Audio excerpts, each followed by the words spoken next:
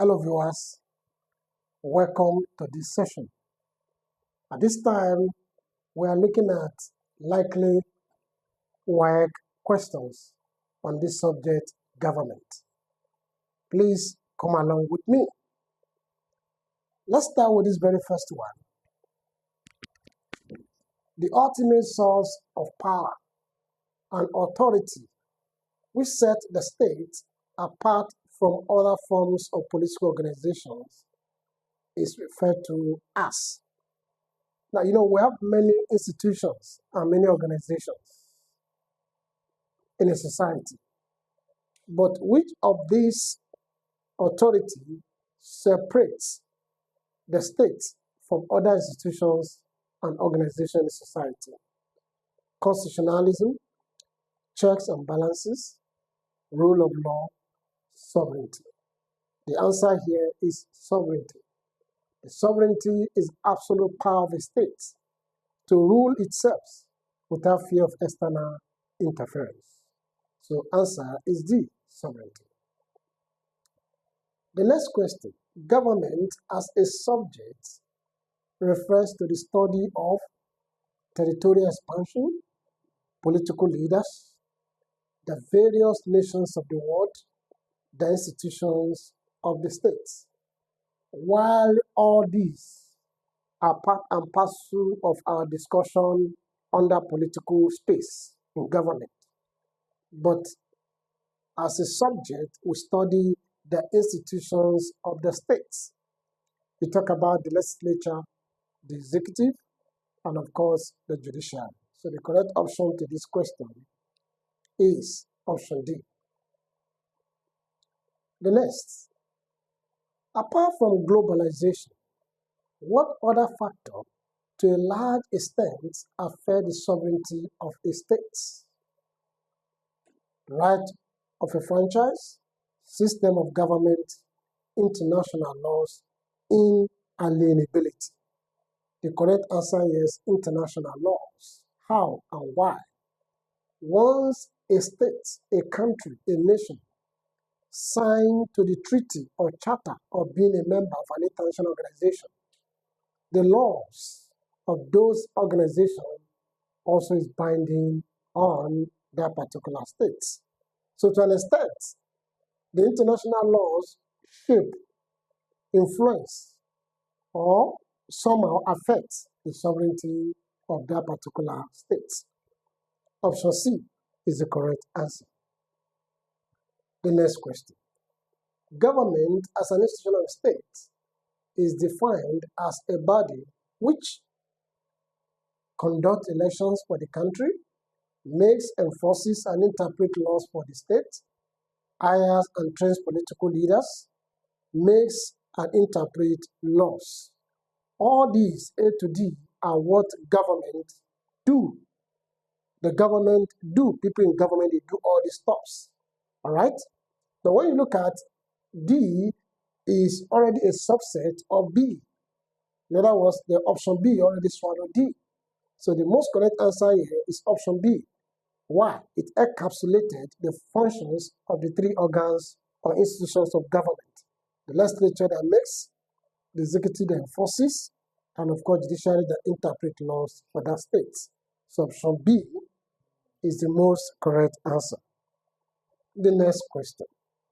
Which political system allows only one ideology for the states? Only one ideology for the states.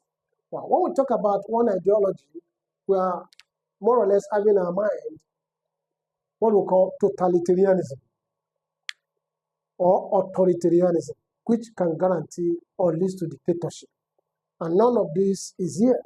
So let's look at options we have. Socialism. What is socialism? When the state, the government, the public are the ones that manage the affairs of the states. That's socialism. Okay? Aristocracy is when we have the few nobles, famous, ruling the state. It's a form of oligarchy. When we say communalism, communalism is a collective ownership of the state, management of the state. Capitalism is when the few individuals, the bourgeoisie, who have access to the resources of the state, control that state. So when you look at it, none of these philosophy as options promote oneness, promotes only one ideology. All right? The only one that's closer there is communalism, because there's collective ownership. All the people, this communal life. All right? That's closer. So as far as I'm concerned, there is no answer to this question here. The correct answer to this question would have been totalitarianism or authoritarianism. Please take note of that. Okay? The study of government is important because what do we need to study government? That is what this question is asking us. Direct people's attention to development of non-state institutions, enable citizens to understand the processes for managing state affairs, encourages individuals to take decisions that satisfy their aspirations, encourages the elite to remain in power. The most correct answer here is option B. C is more or less a subset of B. Enables citizens to understand the processes for managing the state affairs. We need to learn how the state is being managed, how our society are being controlled by the government. You know, it is when you study this subject, you will know that the president is not just the one that's controlling the government alone. That we have the legislature, who are the national assemblies, the lawmakers. That we have even judiciary, that many people don't know. That judiciary, which is a court of law, is also part of the government.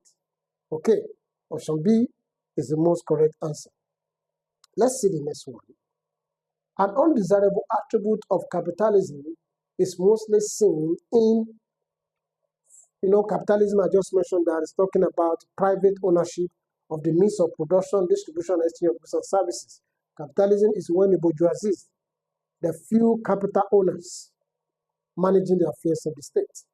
So, which of the attributes, when I say attribute means characteristics, features, which of the features of capitalism is undesirable? What is undesirable is disadvantage. It is not good. Huh? Freedom of choice, that is a good one. You can make choice. B, exploitation of labor. C, efficient production of goods and services, advantage. Effective utilization of labor. A, C, and D are advantages, the good side of capitalism, while B is the evil, the undesirable elements of capitalism. In capitalism, we observe there's always exploitation of labor, the laborers. B is the correct option. The next question. Government can be defined as the study of constitutions, cabinet system of government only, how people rule themselves, presidential system of government only. The word only already has discountenance option B and D. All these are what we do in government.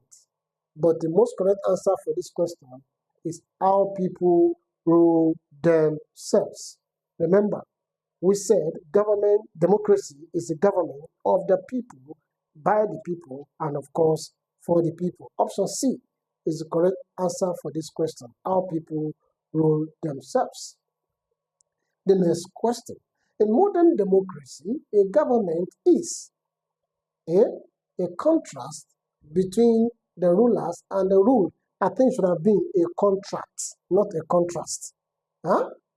I think there's a typographical error in this option. It's supposed to be a contract, C, not S, between the rulers and the ruled. B, a preserve of the political party in power. C, monopoly of the ethnic group. D, alternation of power between the majority and minority tribes. So the correct answer to this question is a contract between the rulers and the ruled. The rulers are the government and the ruled are the people. Okay? That is what modern democracy is promoting. Like I said earlier, government of the people, by the people, and for the people. There's a contract between the people and the government. Whoever is in government are expected to be representing the interests of the people, not his own personal interest. Okay? So option A, remember I told you it should be C. That's contract. Contract between the ruler and the ruled. I hope you enjoyed the class. Please subscribe to this class and also share the link with your friends.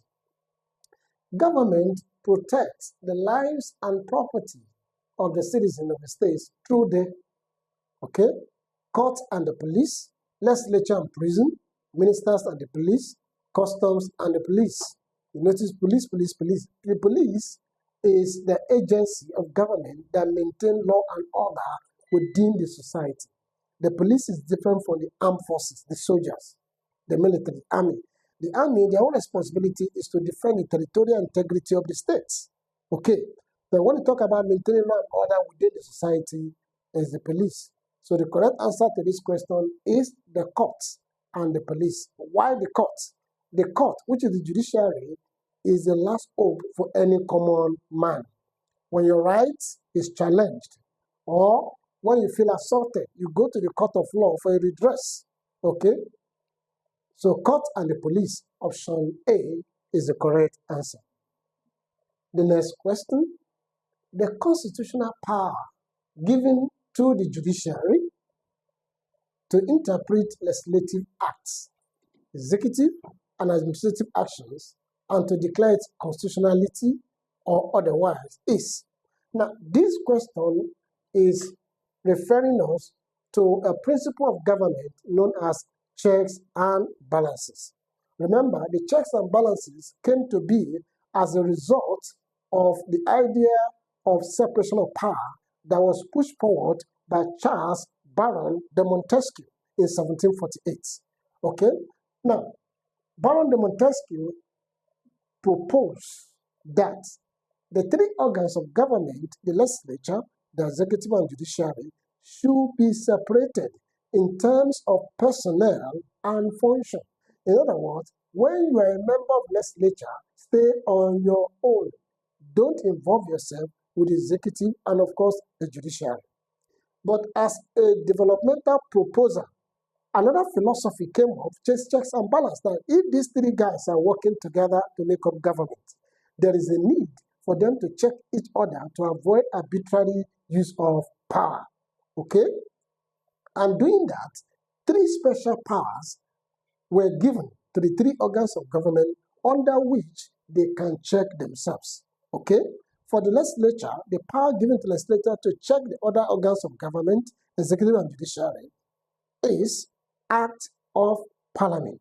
And the power given to executive to check the other two organs of government is veto power. While the power given to judiciary to check the other two organs of government is judicial review. Okay, so for my explanation, option C is the most correct answer. The most visible feature of a state is visible, that you can see, tangible, tangible, that you can see. Huh? That must be sure, that must be first, that must be there. Physical, compulsory membership, defined geographical territory, written constitution, sovereign power. The correct answer to this question is the territory, the landmass. Huh? Defined geographical entity, the landmass, the territory that make up a state. All other ones, they are addendum, they are additional to other features or elements of a state. But the most visible one is the territory. Okay? Now we'll go to the next one. A government performs the following functions, except. In other words, all these four functions three of these four functions are being performed by a government, except one. So let's see which one the government is not doing now. Safeguarding life and property of the people. That is a primary function of any good government. Whether they are doing that in Nigeria or not, that's another ballgame on its own. Maintaining law and order. That also is the essence of government. Because in the absence of government, there will be chaos, there will be anarchy, a breakdown of law and order. C, providing all the needs of a citizen. I have never seen such a government. Even the developed countries of this world, I'm not sure they have been able to meet all the needs of their citizens. The US of this world, the UK, the Canada of this world. I'm not sure they'll be able to meet up all the needs all their citizens. And D, providing basic welfare needs. It might not provide all the needs, but the basic welfare needs. From explanation, it is obvious the answer to the question is option C. Okay? Now, government refers to all the following, except, in other words, among these four options, government can be said to be three of them, except one. Okay? Now, let me quickly remind you of the scope of government.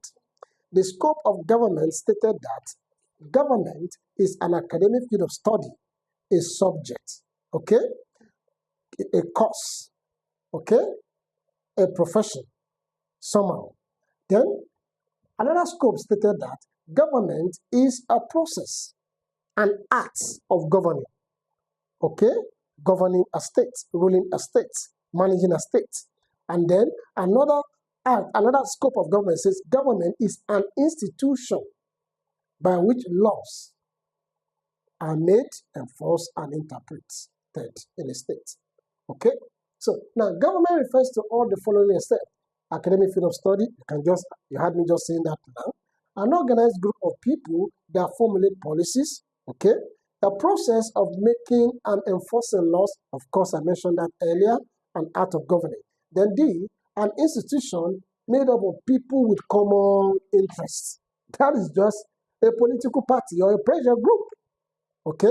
So, government involves all this, but not D in particular. Okay? They are not just there for their own common interests, all right? But for the interests of the populace, the people. D is the correct option for this question. The next question.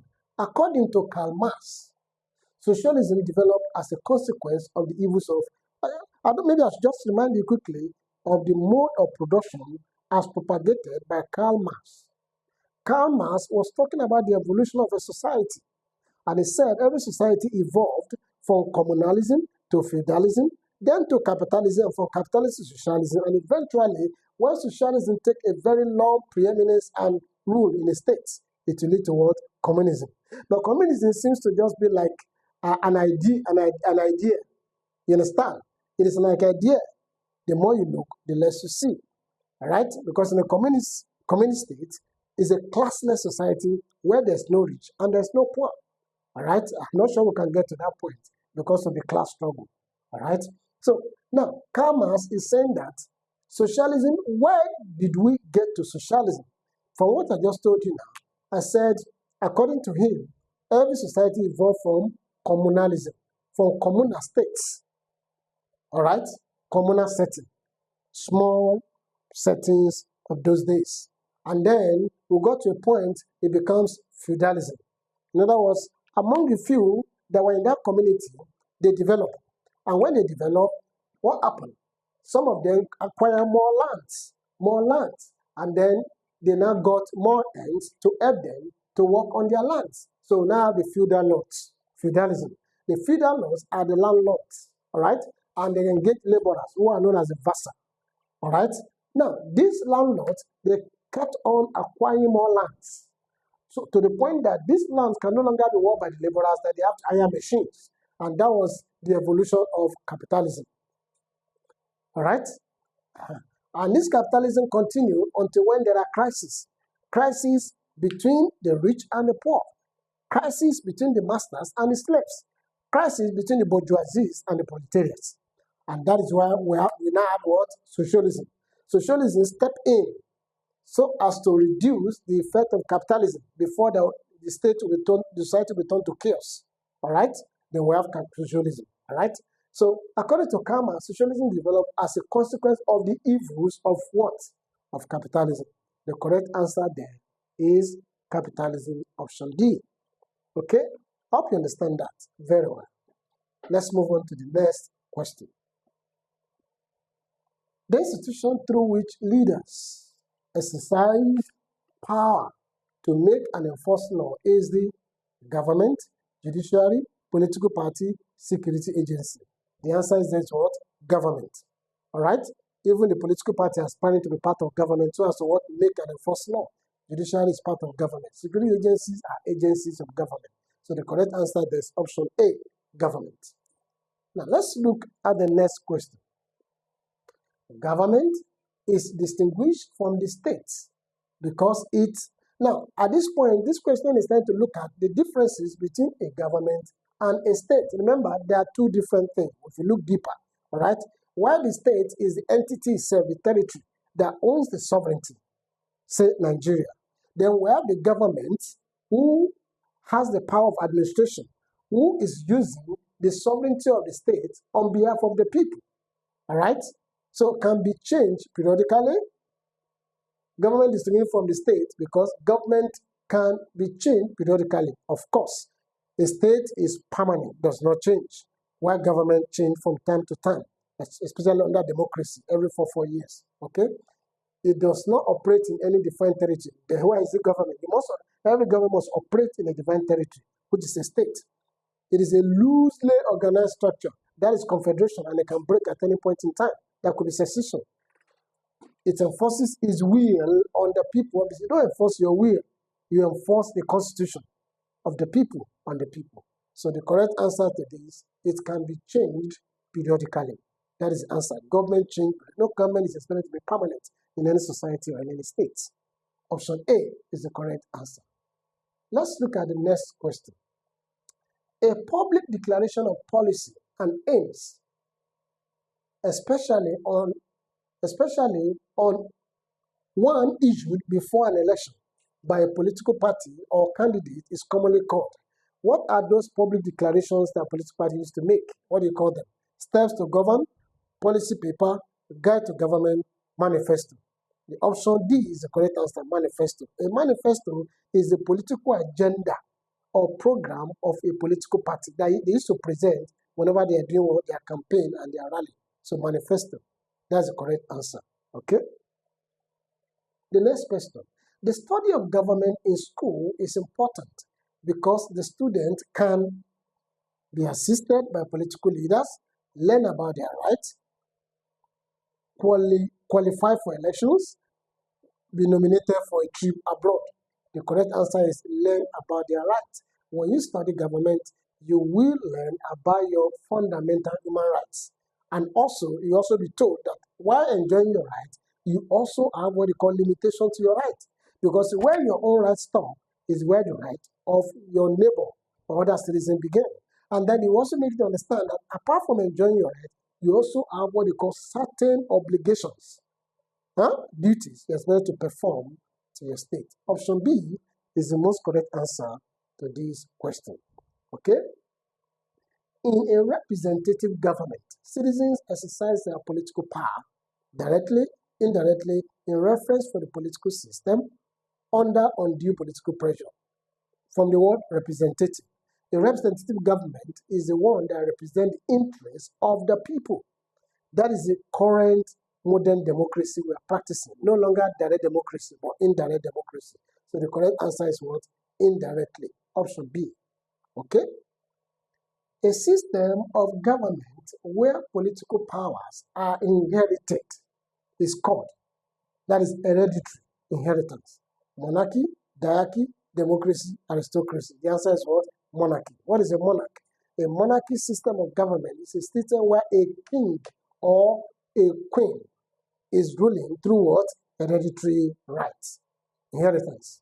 Option A is the correct answer. Okay? Another question. A constitution that requires an absolute majority of members of parliament to amend is, when we talk about constitution, there are two major things you need to know about constitution. One, you need to know the documentation of constitution. This is how we classify constitution. Documentation and, of course, amendment process. Okay? These are the two ways we classify a constitution. So when we talk about documentation of constitution, we are talking about whether it is written or unwritten. All right? When we say a constitution is written, what we mean is that the content of the constitution is codified in a single document. Once you undo the book, you say this is the constitution of the state.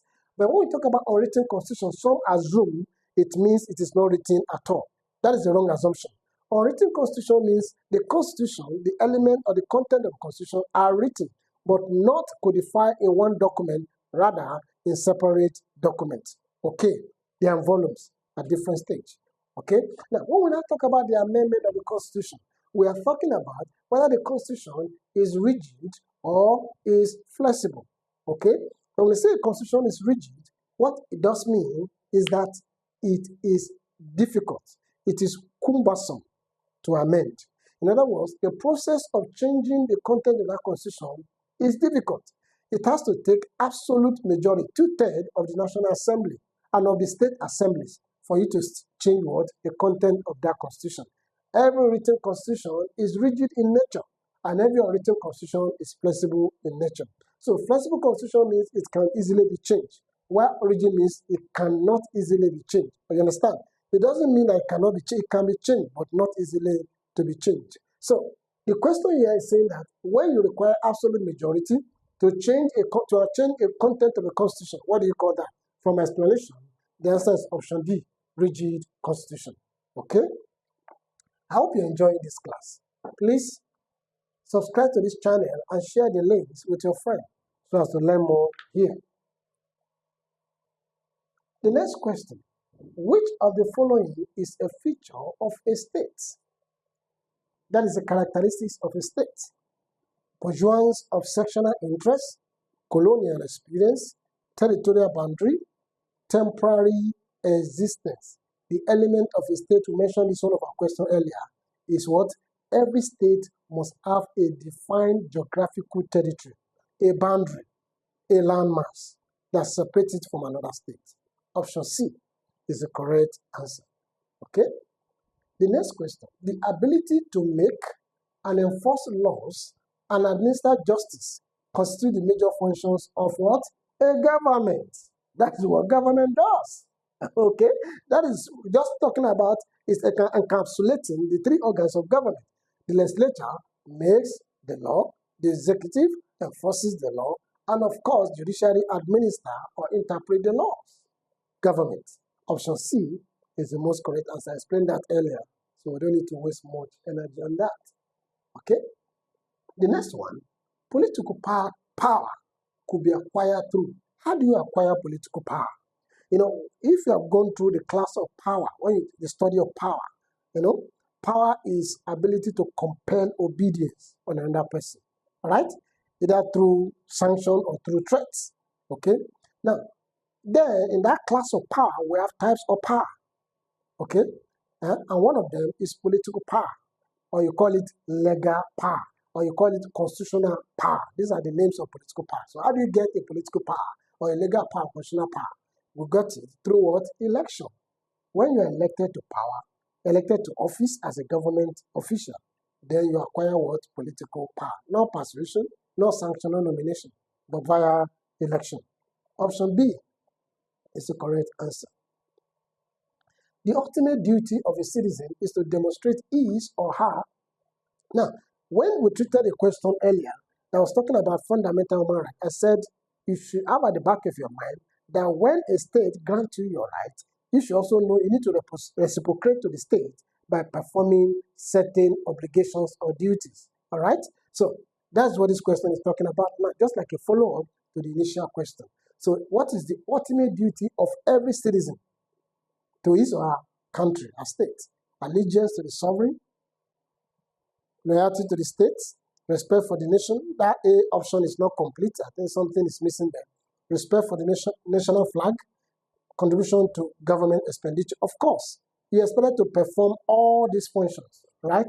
But the question is asking for the ultimate, the major, the fundamental, the main, the basic, okay? Which is loyalty to the states. When you are loyal to your state, you will perform all other functions. Are you with me? I pledge to Nigeria, my country, to be faithful, loyal, honest, loyalty to the state. Option B is the correct answer. Representative democracy is characterized by, we've answered the question on this. This is a modern type of democracy, an indirect democracy, okay? So it's characterized by free elections and proper election of voters, a politically educated elite, representation of the poor only, What about the rich? Rule of the interest group, how and why? Pressure groups, no. So the correct answer here is option A, free election. That's free and fair election and proper registration of voters list. Option A is the correct answer. Now, the next question. A political system in which the government control aspect of a citizen's life is feudalism, monarchy, democracy, totalitarianism. This was what I was telling you in that question. I told you there was no answer. I was expecting them to have fixed this totalitarianism. In a totalitarian state, the government control every aspect of the citizen's life. What the citizen eats, what they wear, they drive, the car they drive, the house they live, everything is controlled in a totalitarian state. You understand? That's what I was saying earlier, that question where there was no answer. So the answer is here now, totalitarianism. Or you call it authoritarianism, autocratic government. Then eventually the leader becomes what? A dictator, a tyranny. All right? Option D is the most correct answer. The next question. All the following are experienced by a community without government, except, in other words, any community, any society where there is no government. What do you think will happen? Let's look at it. Insecurity, you should know that now. Plan development. How can you plan when there's no government? Who's going to plan it? Lawlessness, of course. Political anarchy. Anarchy is also a state of lawlessness, a state of chaos. So the only one that is odd among these options is plan development. In the absence of a government, a ruling class, it is difficult to have what? A plan developed. Even in a family, when there's no government, you know what it means. When there's no head, everything will just go on its own. Plan government, option B, is the answer for this question. Because of time, I'm going to be a bit speed up. In the United States of America, legislature is called what? Now, if you have gone through a class of legislature, you know that we have, for instance, in Nigeria, in America, and of course, in the United Kingdom, we have two houses of lawmaking, or call it two chambers. We have the lower house and the upper house. The lower and the upper house. In Nigeria, the lower house is called the House of Representatives, headed by a speaker. The upper house is known as what? House of Senate, headed by a Senate president. Okay? When two of them meet together in Nigeria, we call them what? The National Assembly in Abuja. Okay? In America, they also call their lower house of Representatives, the upper house of Senate. But when the two of them meet together, they don't call them in America National Assembly, they call them the Congress. The Congress. So when you hear that Trump is meeting with the Congress, it means that he's meeting with the lawmakers of America. While in Britain, the lower house is what? House of Commons. While the upper house is what? House of Lords. And when they meet together, they call their own the Parliament. The Parliament. So legislature in Nigeria is called what? National Assembly. In US, the Congress. And of course, in Britain, the Parliament. So you can see your answer right on the screen. So in the United States of America, legislature is called the Congress, the National Assembly, National Security, the Parliament. The Parliament is for UK, the National Assembly for Nigeria, and the Congress is for the US. Option A is the correct answer. Nazism was practiced in, now, Nazism was a follow-up to what we call fascism. Fascism was introduced by Benito Mussolini in the 1920s. Benito Mussolini of Italy, all right, introduced fascism, where the leader is said to be above the law and can do and undo, okay? Now, as a follow-up, Adolf Hitler also started his own Nazis group, Nazism, as a follow-up to fascism, okay? So Nazism was practiced in Britain under Churchill, no. United States under Wilson, no. Germany under Adolf Hitler, yeah.